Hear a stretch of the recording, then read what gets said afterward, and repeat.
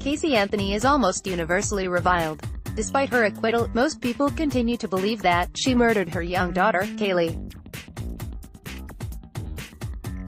Her parents, George and Cindy, are tired of being viewed only as the parents of a monster. So they sat down for an interview with a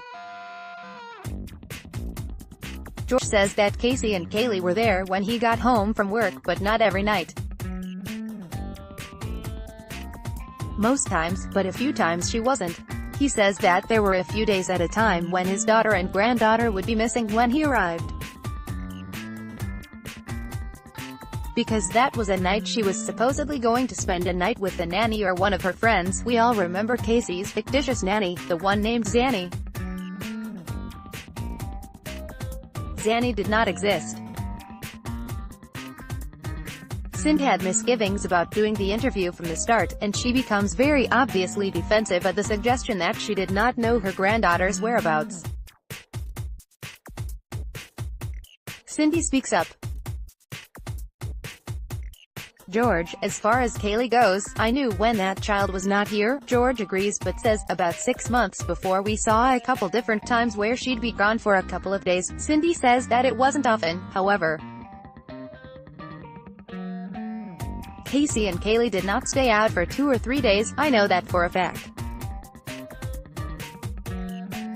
Caylee was always here. Interviewer Elizabeth Vargas asks, so Caylee never spent the night somewhere else? Cindy admits, maybe 1 or 2 times, cause I wouldn't go to bed unless I knew Caylee was tucked in. George tries to assure Cindy, from whom he had been in the process of getting a divorce when the couple learned that Casey was pregnant, that he's not trying to antagonize her.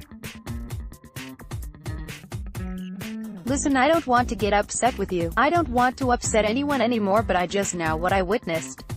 This, however, is when another contentious issue comes up, one thankfully less upsetting than the murder of their granddaughter.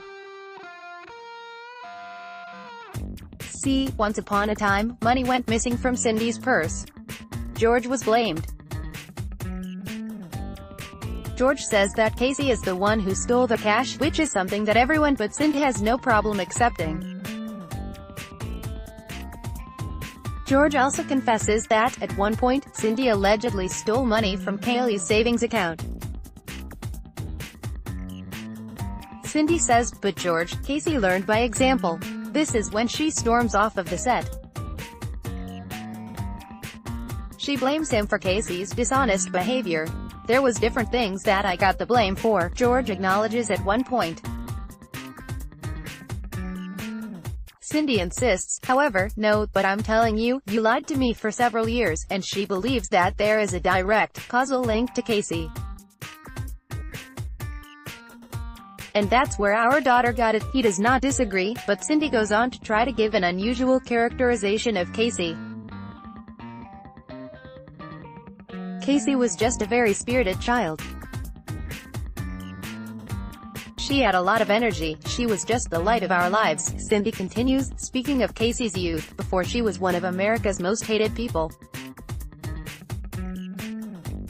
She made people smile. Casey was very popular. She had tons of friends and lots of little boyfriends. We think that what Cindy is doing here is 2 things. 1. She is still having trouble grappling with the knowledge that her daughter is a monster.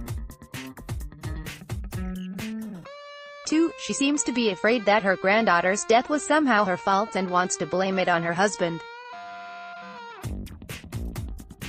Some people think that monstrous adults were monstrous children, but this is rarely the case. We wish George and Cindy peace. They lost their granddaughter to an unthinkable act of evil. 21 stars who very likely killed someone.